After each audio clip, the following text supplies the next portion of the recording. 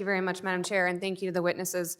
First, let me just say it warms my heart to hear you talk about availing yourselves of the judiciary branch when you disagree with the executive branch, and when you disagree with a ruling of the judiciary, you come to the legislative branch to seek a remedy. That's exactly how our framers framed out our system of government. So I want to respond just to some assertions made by the witnesses and during this hearing about the need to throw this idea back to the states. And just like clean air and clean water, or polluted air or polluted water, wildlife doesn't tend to respect arbitrary political boundaries. And so when we talk about the stewardship of our most vulnerable wildlife, I'm not sure that a patchwork approach from the states would be the right solution. And to the witness's point, I don't think it would provide any kind of certainty for the business community either by going about it in that manner. I do want to point out that when the ESA was passed was challenged in court, SCOTUS and actually Chief Justice Warren Burger, who was a President Nixon appointee, said that it was the most comprehensive legislation for the preservation of endangered species ever enacted by any nation. I'm going to highlight that word comprehensive because I think it's important here. And I want to drill down on this idea about best available science being not certain in all cases. I think when we talk about much of the body of the work of this committee, best available science is important because the inputs are going to change on a near daily basis. Inputs of weather, inputs of pollution, inputs of overdevelopment are going to have an impact on the species, endangered species, and the marine mammals that we're discussing here. And so for Mr. Rolfe, we've talked a little bit about maybe where some people feel like the two laws that we're talking about have broken down. Can you talk a little bit about the success stories that we've also seen here, and how best available science actually informed the success stories brought about by these two pieces of legislation? Sure. I mean, if you look really, we can talk about examples all day long, and there are many examples.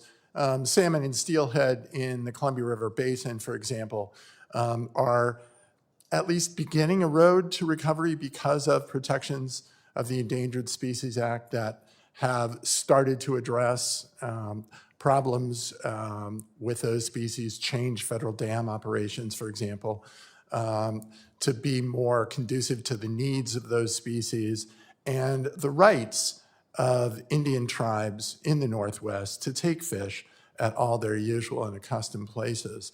But I think something we haven't talked much about is the fact that if you look writ large, the Endangered Species Act has been tremendously successful.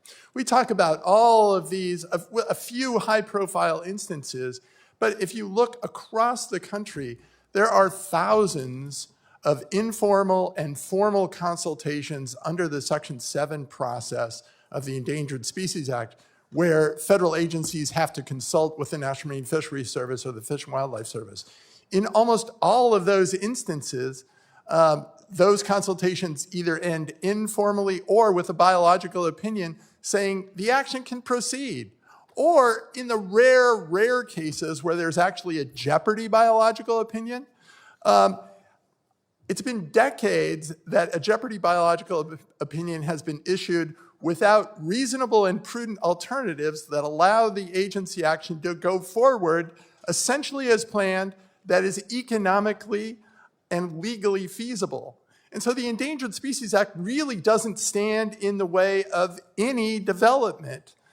At the most, it generally imposes modest restrictions to minimize the take of endangered species and ensure that their continued existence is not jeopardized. Thank you very much for that illumination. And it's always easy to highlight the worst case scenarios, but not always the success stories and how. That's the day-to-day of the Endangered Species Act. I very much success stories. I very much appreciate that. We've talked a lot about private industry and some challenges to growth there from these two bills, but I also want to point out, serving on the Armed Services Committee as well, that there are success stories even within the DoD of these two laws actually helping with readiness, actually helping with installation security. And in fact, at least a number of the former Joint Chiefs of Staff across multiple administrations have talked about the actually greatest threat to readiness and national security is not either of these laws, but it's actually the threat of climate change. And I hope that we can begin to discuss some of those impacts in this committee as well. And with that, I yield my time. Thank you, Madam Chair.